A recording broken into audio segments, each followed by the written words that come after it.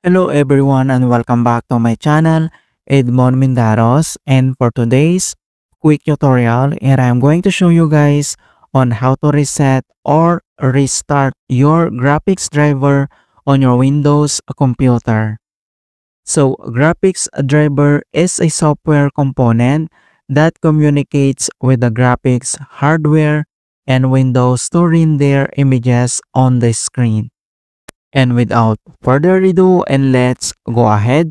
So the first solutions we will do on your keyboard. So kailangan mo lang i-press yung Windows key, Control, Shift, and then yung B keys. Alright? So kailangan mo lang pagsabayin yan, yung Windows key, Control, Shift, and B keys. And next step, so you may notice your screen should be flicker, go blank, for a seconds. Alright? So, after nyan, so nag-back to normal din yan. Once na press mo itong Windows, Control, Shift, and B, and then para ma-restart yung ating graphics driver.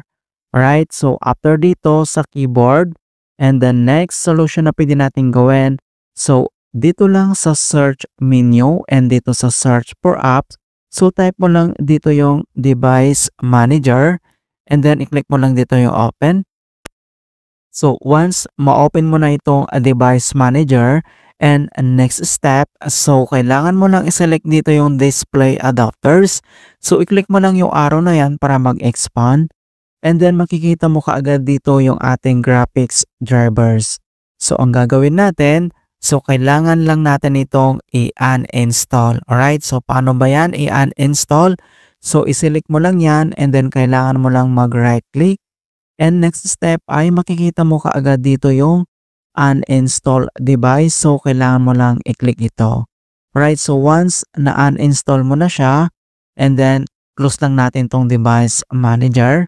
And then dito lang sa start menu, and then kailangan mo lang mag-restart. Okay, click mo lang yan. Alright, so ganoon lang po kasimple on how to restart your graphics drivers in Windows 10 or Windows 11.